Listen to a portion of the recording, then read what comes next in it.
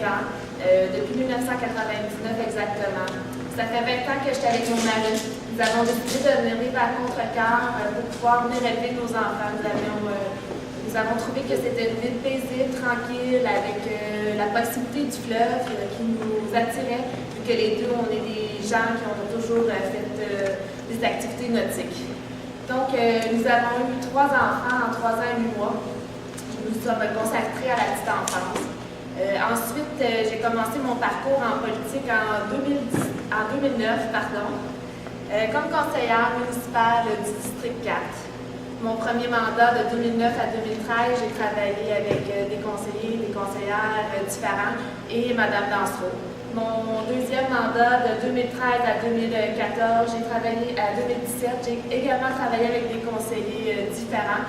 Et Claude Bérard est revenu 2 ans après, en 2015. Donc, je suis habituée de travailler avec des conseillers et des conseillères différents. Je sais qu'après les élections, il va y avoir plusieurs élus. Il va y en avoir qui vont revenir, il va y en avoir des nouveaux aussi. Un conseil municipal, on est 7 personnes. On est 7 personnes à penser, on est 7 personnes à discuter. Les décisions se prennent en caucus, en conciliation, en consensus. C'est dans cette optique-là que je compte continuer. Depuis le 7 octobre, je me promène de quartier en quartier pour entendre les gens, entendre ce qu'ils ont à me dire, les besoins. Sur le conseil, on entend des besoins, on essaie de faire des dossiers, on veut travailler pour le bien commun, avancer des projets. Là, nous sommes dans un gros projet économique, c'est certain. L'arrivée du port de Montréal, le pont logistique, la Cité 3000 va amener beaucoup d'emplois dans notre région. Beaucoup de commerce aussi. C'est sûr qu'il faut être sur le terrain, être disponible à rencontrer les gens qui veulent nous rencontrer. Mais également, je vais être disponible pour tout citoyen qui demande à me parler pour faire avancer un dossier, pour me donner une idée, pour la présenter au conseil de ville. Je vais être également présente sur le terrain pour être près des représentants de tous les organismes. C'est par vous qu'on touche le plus de gens. C'est par vous que le bénévolat se fait et qu'on réussit à créer des projets qui sont rassembleurs, qui fait en sorte qu'on sort les gens de l'isolement. Parce que le problème des aînés, c'est l'isolement. Il faut rassembler ces gens-là, donner des moyens qu'ils puissent se rencontrer et discuter. Mais également, c'est sûr que j'ai des visions, mais ces visions-là et ces projets-là, il va falloir que j'aille l'appui du conseil pour les développer. C'est pour ça que je n'ai pas fait de promesse électorale. Mais c'est sûr qu'il y a plusieurs sujets qui me touchent. C'est sûr que moi, à long terme, le récréo-touristique, le nautique, c'est important pour moi. Je pense qu'avec l'arrivée de tous les centres de distribution, les manufactures, les commerces, le port de Montréal, je pense que ça va apporter beaucoup d'un retour de taxes intéressant. Je pense aussi, en ayant développé cette partie-là, les commerces de proximité vont s'installer dans la revitalisation du centre-ville.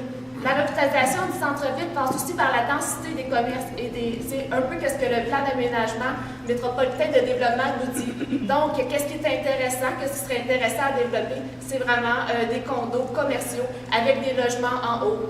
Mais ça sera encore des projets qui vont être discutés avec un conseil de ville. Il y a déjà eu des discussions pour la revitalisation de la rue Saint-Antoine. C'est prévu au PTI en 2019. Un conseil va être élu, va revoir tous ces projets-là encore. Il y a déjà eu des consultations citoyennes aussi avec des différents groupes. C'est sûr que c'est important, ça aussi. Concernant l'ascenseur, j'en ai entendu parler dans mon porte-à-porte. C'est un projet qui est au PTI depuis plusieurs années. Donc, on en a discuté et rediscuté. Il y a eu plusieurs avenues pour ça. Il y a eu des avenues aussi concernant... Quand j'ai fait mon porte-à-porte aussi, on m'a parlé d'une chaise qui devait être montée, montante. On m'a parlé aussi de localiser les locaux. Mais c'est toutes des discussions qui vont être prises avec un conseil. C'est tout un choix que 7 élus vont prendre ensemble, discuter, élaborer. Mais pour ce faire, ça prend la participation citoyenne. Pour ce faire, moi, je veux aller rencontrer les gens sur le terrain. Je veux aller voir les gens à la FADOC. Je veux aller voir des personnes du milieu plus âgées qui sont peut-être moins présentes dans la FADOC, mais peut-être plus au cadre. Moi, c'est ça que je veux. Je veux entendre le pouls de la population. Je veux rassembler les idées. Je veux travailler pour le bien. Vous savez aussi, le projet de la canique, j'en ai entendu parler énormément dans mon porte-à-porte. Qu'est-ce qu'on a fait, nous? C'est qu'on a acheté cette bâtisse-là pour la sécuriser. Elle est en train de dépérir. C'était dangereux pour nos jeunes, avoir de la délinquance. ou que quelqu'un se blesse à l'intérieur. Là, présentement, est sécurisé. C'est un projet encore en discussion. Il y a plusieurs possibilités pour ce projet-là. Ça va être encore à discuter avec le conseil de ville et prendre une décision, une orientation.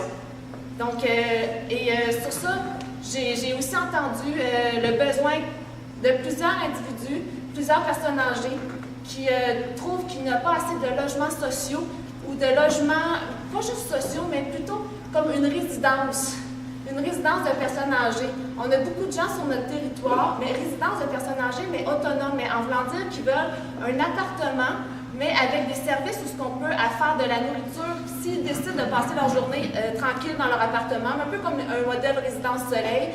C'est ça que je me suis fait rapporter énormément. Mais moi, ça, je vais le rapporter quand que je vais aller aussi au conseil de ville le 6 novembre. Je vais le rapporter pour dire que c'est un besoin que la population demande d'avoir ce type de résidence-là. C'est tout ça qui est précieux dans mon porte-à-porte, c'est d'aller trouver ces besoins-là. Quand je suis allée dans le district 1, les gens m'ont parlé de l'Internet. Ils aimeraient ça aller diffuser, que ça soit plus simple pour eux autres parce qu'ils coûtent, ça trouve des coûts. On a travaillé sur ce dossier-là depuis 2009, on a regardé les possibilités. S'il faut le retravailler, on le travaillera avec le conseil qui sera élu, on regardera qu'est-ce qui est possible de faire encore. On l'avait regardé aussi en 2013 quand on avait été réélu. Mais si on réévaluera encore ce dossier-là. On m'a parlé aussi du parc Anna-Marion, qui est aussi inscrit dans le PTI, ce projet-là. Mais c'est sûr qu'il y a plein de garderies dans ce quartier-là. Il y a plein de jeunes enfants dans ce quartier-là. Qu'est-ce que les gens me disaient? C'est qu'ils trouvaient ça dur de traverser Saint-Antoine avec un groupe de jeunes de garderie. Mais en même temps, qu'est-ce qu'on m'a rapporté? C'est que les gens veulent garder le boisé, que c'est important pour eux autres. Mais ça aussi, ça sera discuté avec le conseil de ville en place. Puis, il pourrait y avoir un forum de participation citoyenne au niveau de ce quartier-là pour vraiment comprendre leurs besoins puis comment ils voient aussi l'aménagement. Parce qu'il y a différentes manières d'aménager les parcs. Si je pense justement au parc à Saint-Bruno, Sommet-Trinité, où il y a un boisé et que le parc est intégré à l'intérieur des boisés qui respectent la plantation d'arbres. C'est toutes des solutions comme ça ou des discussions qui c'est important de parler. J'étais à la Saint-Laurent-du-Fleuve aussi. Saint-Laurent-du-Fleuve, on parle de leur parc. On parle qu'il y a un quartier résidentiel qui est en pleine émergence en arrière. Je suis allée voir, c'est vrai qu'il y a plusieurs jeunes. Ils se sentent, ils les aimeraient avoir dans le fond. Oui, c'est bon, monsieur, prenez le temps. Dans le fond, Jean Saint-Laurent-du-Fleuve demande de revoir leur parc, demande de pouvoir avoir leurs jeunes, d'avoir une vitalité, une vie. Donc, là aussi, ça serait important d'avoir un forum de participation citoyenne, entendre les gens, entendre leurs besoins selon les catégories d'âge de ces gens-là. On me parlait aussi de l'importance du patrimoine bâti, que je trouve vraiment important aussi. On me parlait du moulin. Le moulin que les gens espèrent un jour revoir les hélices dessus. Donc, ça sera un projet aussi qui pourrait être discuté parce que je pense que c'est important que notre patrimoine bâti, vous savez, le moulin Bannat-Chaput a été construit en 1742, puis il est devenu un lieu patrimonial depuis 1983. Je pense que c'est un site qui est très important pour l'histoire de Contrecoeur, que nous allons fêter 350e justement cette année. Donc, je pense qu'il y a aussi là des discussions à avoir avec le conseil. Au niveau du district 3, on a parlé également de la mobilité active. On m'a parlé qu'il y a des personnes qui sont en perte d'autonomie, en perte de vision, en perte auditive, puis qui ont peur de se déplacer parce qu'ils trouvent que les trottoirs ne sont pas aménagés ou les traverses piétonnaires pour la 132. Donc, dans les plans, les prochains plans, ça serait aussi une optique à regarder pour faciliter le déplacement de ces gens-là. Dans le district 4, j'ai pas eu grand questionnement ou grand besoin de changement, à part qu'on me dit qu'ils sont inquiets parce qu'ils perdent un petit peu leur activité commerciale. Donc ça, ils veulent garder une petite dynamique à l'intérieur de ça. Mais à part ça, j'ai pas eu... Ah oui, on m'a proposé aussi, que je trouve ça très intéressant, parce que dans le fond aussi, ça fait partie de la MADA. Dans le fond, quand on parle d'aménager aussi les parcs pour les personnes âgées, on parle aussi de créer des liens intergénérationnels. Donc, oui, c'est important d'avoir des espaces de jeu pour nos jeunes, mais c'est important que nos personnes âgées puissent accompagner ces jeunes-là. Donc, en prenant un banc qui est une balançoire, un petit espace de repos, ou peut-être créer une petite placette avec un jeu que ces personnes âgées-là jouent un peu plus. C'est sûr qu'au niveau des berges du Saint-Laurent, pour moi, c'est un projet vraiment plus à long terme. Quand le récréo touristique va arriver, c'est sûr que l'aménagement, pour moi, demeure une belle vision. Moi, je fais beaucoup de vélo, je fais beaucoup de jogging, je me promène dans plusieurs villes. Ça me permet de rapporter beaucoup d'idées, beaucoup d'images. Et je trouve que certaines villes ont très bien aménagé leurs berges pour faire en sorte que les citoyens viennent en profiter. Ici, on a des très beaux couchers de soleil qui sont reconnus un peu partout de tout le monde. Il faut donner l'accès à ces gens-là pour pouvoir profiter de notre milieu urbain, venir acheter chez nous, créer du récréo touristique et aussi du tourisme. Et faire la promotion de notre culture aussi. On a beaucoup d'artistes à Contrecœur. Donc, nos artistes, il faut aussi les mettre sur la placette pour les faire voir. J'ai déjà eu des discussions avec quelqu'un, une artiste. On s'est mis à parler et j'ai trouvé intéressant de développer un comité qui relie seulement pour les artistes, les peintures, sculptures, afin qu'ils puissent aussi créer des activités, nous en faire part. Aussi établir un bottin avec toutes les artistes selon catégorie pour qu'on puisse les retrouver facilement.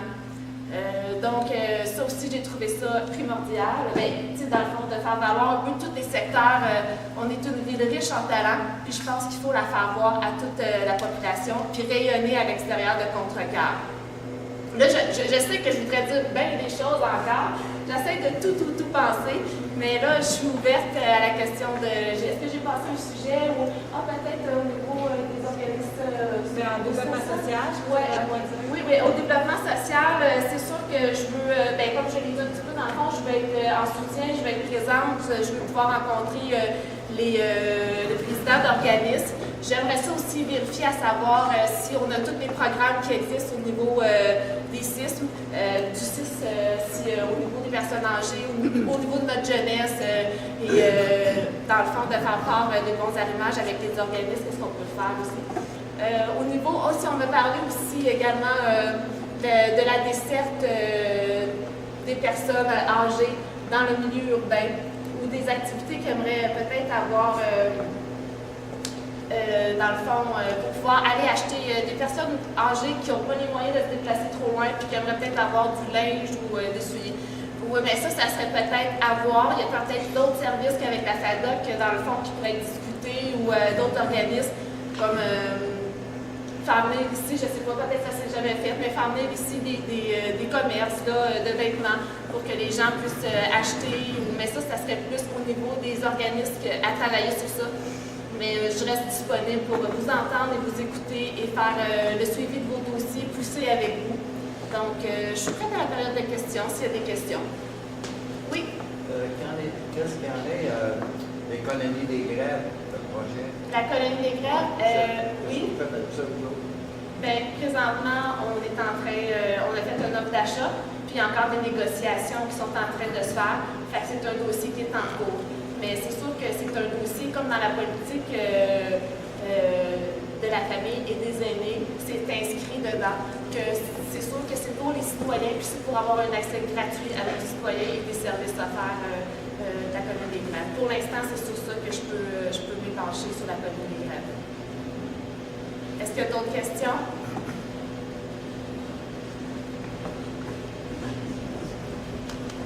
Et merci beaucoup pour votre attention.